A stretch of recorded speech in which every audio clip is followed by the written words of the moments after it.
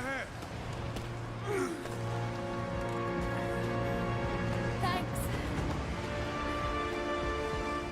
Dime a ver qué lo que YouTube fam, welcome back. It's been a cool year so far. I hope it has been for you. I hope that you guys had a great Christmas and New Year's, all of that good stuff with your family and all that, you know what I'm saying? I'm excited for this because it's the first 1/6 scale figure review for me. It's Lara Croft from Master Team, third-party company, and as you know by now, I like to examine the details. With that said, this yarn looks dope, so let's dive into it. First and foremost, I must give it to them. The portrait is beautiful. They did great capturing the look of the new Lara Croft. Paint work is really good. She has her rosy nose and rosy cheeks just like in-game. Hair sculpt looks really good as well. The way that they captured it from going to the side and giving it that flowy look, they did really good in my opinion. If you can see here, you can see what I'm talking about. Goes over her ear. Nice ear by the way. But yeah, great flowing hair. She got her little baby hair back here.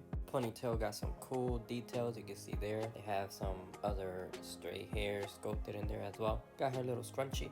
This is what it looks like when you take her ponytail off. Overall, great job on the hair sculpt. I like it. Initially, this part of the hair was gonna be over her eye, but I like the fact that they went and put it to the side instead.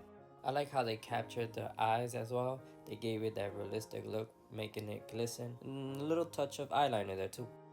Onto her coat, you have to remove her ponytail to be able to put the hood over her head because the ponytail is hard plastic. This is what it looks like once the hoodie is over her head. I think they could have added some wire to help it look better. I zippered up the coat and it's helped a little bit, as you can see. Hood got some stitching in the back. Now when you try to unzip her coat, it will get caught on the inner flap here. It gets caught down here for me. It could get caught on yours, it may not.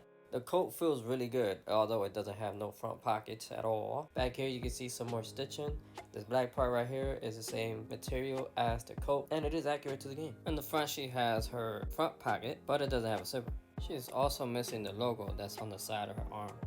On the inside of the coat, she has her scarf. You can see that she has her brown tank top on, and you can see that she is missing her necklace. However, the way that they did her neck, it looks really good. She has a defined neck. You can see her collarbone as well. And it feels like the body that they used is pretty soft. Now for her gloves, they are not accurate to the game at all. These are, I guess, some random hands they got and put together, but definitely not accurate as you can see here. Her climbing harness looks pretty good, accurate to the game, as well as these little silver pieces that we see here. Though I think that it could have used some weathering to make it look better. She has her carabiner clips here. It would have been cool, it would open, but it doesn't. It's just solid plastic. They gave her climbing rope, which is cool, but it would have been better if it was stretchy, but it's not. Would have been a nice touch though. The straps that go around her legs, they're stretch material. You see back here how it goes around her upper thigh, and you do want to be careful with these because they do feel fragile. I believe this is pleather material for her holster. This part is metal. You see it continues onto this side. It has the holes too, and down here it also has a strap with a metal buckle as well, which is a nice little touch. The actual gun holder is soft plastic so it doesn't scrape the gun, and it's squishy. It has some sculpted work on it, and it has some weathering on there. This looks cool, looks good. For her pants, it's just solid light brown, but it does have these cool side pockets. The boot graders are not accurate to the game. The material is hard for me to define, but it's similar to the pants, I want to say. It is stretchy on the top, and you can side them off. You have to play with it a little bit to put it back in place though. Lara doesn't have no socks, and she has an incomplete boot. So you can see she only has the bottom part of it, which looks really good, and it is game accurate. And the bottom of the boot, she has some more details, but no weathering at all. What a bummer, man. What a bummer.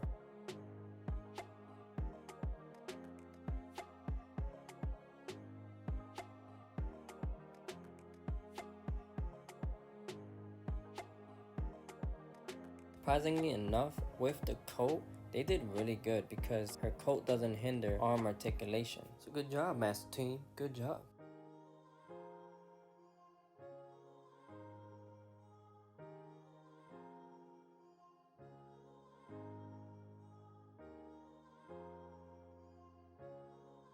For her legs, you do want to be careful because you don't want to rip it. This is as far as it goes. You do want to be careful with her legs so it doesn't rip my pants.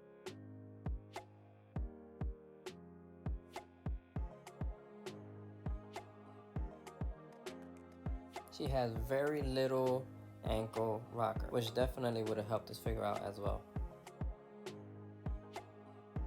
On the accessory department, I think that Master Team did pretty good with these. The axis, for example, you can see it has some weathering there. Doesn't have weathering on the handles, but at least they attempted the weathering. And she does come with two of them. Next is her knife, which is pretty accurate as well to the game. However, it is lacking on some weathering, which would have made this knife pop even better. This part right here is rigid, and this part is pointy, so be careful. Other than that, the knife is pretty cool.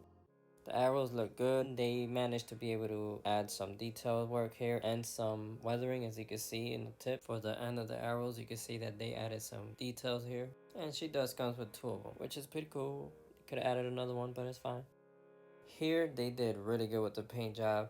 They added some weathering, really beautiful scope work as well. Very game accurate. This leather part is the same material that we saw earlier on her holster. There you can see the buckle is very mobile. The quiver is one of the accessories that definitely stands out because of the work that they put into it. So this was really good. The revolver is gorgeously done. You can see the detail work on there. It has a lot of weathering. They did really good with this one alongside the quiver. Middle part does move. They definitely nailed the gun in my opinion though. Next up is the bow. The bow is pretty good, lacking with the weathering. One side has some detail, the other side doesn't, which is weird to me. This part is just solid brown, but you can see here both sides has some texture to it, but not on the front side nor the back. The string is stretchy and she could pull it back and it looks really natural, but you still want to be careful with the end of it because they're just glued to it and it could come off. The rope looks, I don't know exactly what this is, but it does feel like a shoelace. I personally won't be using it, but it's there, so thank you for some shoelaces.